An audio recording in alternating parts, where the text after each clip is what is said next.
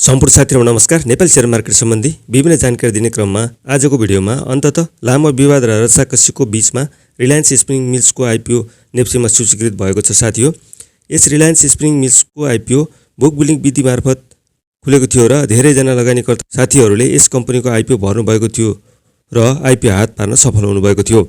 जसले आइपिओ हात पार्नु भयो उहाँ साथीहरुलाई यस रिलायन्सको आइपिओ कहिले कारोबारमा आउँछ भनेर धेरै चिन्ता रहेको थियो, जुन अब भने यस कम्पनीलाई नेप्सीले पहिलो कारोबारको लागि ओपनिङ मूल्य प्रदान गरिसकेको हुँदा अब हजुरहरूले चिन्ता लिनु पर्दैन र यस कम्पनीले नेप्सीबाट कति ओपनिङ मूल्य पाएको छ र कहिलेदेखि कारोबारमा आउने छ र यसको आइपिओ होल्ड गर्दा ठीक हुन्छ कि सेल गर्दा ठीक होला र सँगसँगै अन्ततः साल्पा विकास बैंकको पनि आइपिओ नेप्सीमा सूचीकृत भएको छ।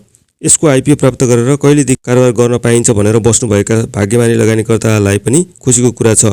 अब भने नेप्सीले साल्पा बैंकको आइपिओलाई ओपनिङ मूल्य प्रदान भर्खरै गरेको छ।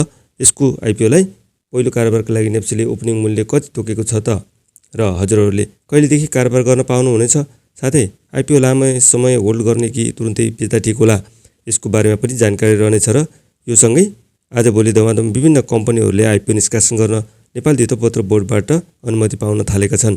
यसै क्रममा फेरि पनि नयाँ कम्पनीले 42 करोड भन्दा धेरैको आइपिओ निष्कासन गर्न अनुमति पाएको छ। त्यो कुन सेक्टरको कम्पनी रहेको छ र के कति किता आइपिओ निष्कासन गर्ने भएको छ, यसको आइपिओ 10 किता कतिजनालाई पर्नेछ र कहिलेदेखि उक्त कम्पनीले आइपिओ निष्कासन गर्नेछ, यी सम्पूर्ण कुराहरूको बारेमा समेत यसै भिडियोमा रहेर जानकारी दिनेछु। यसको लागि हजुरहरूले भिडियोलाई अन्तिमसम्म हेरेर साथ दिनुहोला र यस्तै आइपिओ सम्बन्धी जानकारी लिन चाहनुहुन्छ भने कृपया हाम्रो यस च्यानललाई सब्स्क्राइब गरी हामीसँगै जोडिन सक्नुहुनेछ। अब ढिला नगरी भिडियो सुरु गर्न चाहन्छु।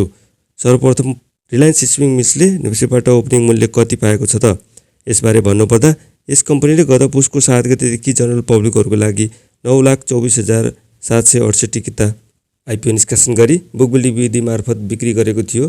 जस अनुसार यसको आइपिओ 50 किता भर्नुपर्ने थियो भने इतिहासकै महँगो मूल्य 820 रुपियाँ 80 पैसा एक कितालाई तिर्नुपर्ने हुँदा 50 किता भर्दा 41,040 रुपियाँ लागेको थियो। तर त्यस पश्चात यस रिलायन्स स्पिनिङ मिल्सको आइपिओको इपिएस र नेटवर्कमा ढाडछल गरी वास्तविक मूल्य नदेखाई चलखेल गरी अपारदर्शी ढङ्गले नेटवर्क बढाई आइपिओ जारी गरेको थियो भने विभिन्न लगानीकर्ता सरकारवालाहरूले इख्तियारमा मुद्दा दिएकोले निकै विवाद र रस्साकसी बीचबाट नेप्सीले अन्ततः यस रिलायन्स स्पिनिङ मिल्सको आइपिओ लिस्टेड गरेको छ। तर नेप्सीले ओपनिङ मूल्य भने 100 रुपियाँदेखि 300 रुपियाँसम्म तोकेको छ।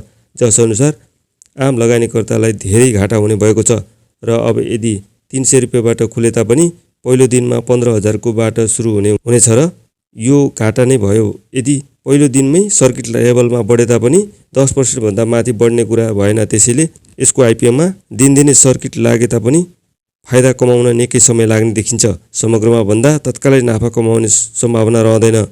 अब होल्ड गर्नुभन्दा विकल्प अरू देखिँदैन। यो थियो रिलायन्स स्पिनिङ मिल्सको आइपिओ सूचीकृत भएको बारेमा जानकारी।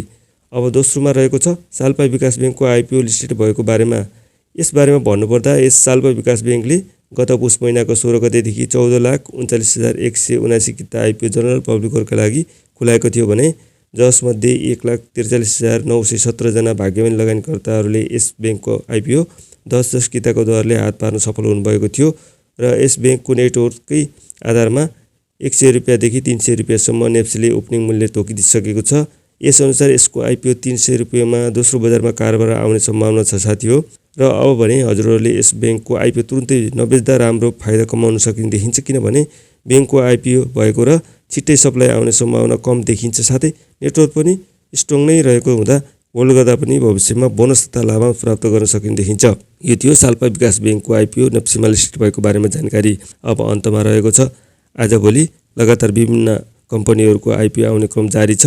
यसै क्रममा फेरि पनि हाइड्रो सेक्टरकै टक्सार पिखुवा खोला हाइड्रो पावर लिमिटेडले नेपाल धितोपत्र बोर्डबाट आइपिओ निष्कासन गर्न अनुमति पाएको छ भने यस कम्पनीले रु 100 अङ्कित मूल्यमा नै 42 करोड 30 लाख रुपियाँ बराबरको 42,30,668 किता आइपिओ निष्कासन गर्न लागेको छ।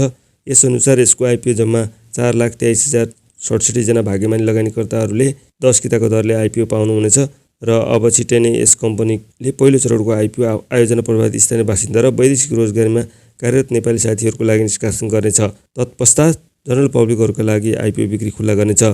हस् त आजलाई यति नै। भिडियो यदि मन पर्यो भने भिडियोलाई लाइक अवश्य गरिदिनु होला र अहिलेसम्म पनि यस च्यानललाई सब्स्क्राइब गर्नुभएको छैन भने सब्स्क्राइब गरिदिनु होला भन्दै यतिन्जेल भिडियोहरू साथ दिनुभएकोमा विशेष धन्यवाद। फेरि अर्को भिडियोमा भेट हुनेछौँ।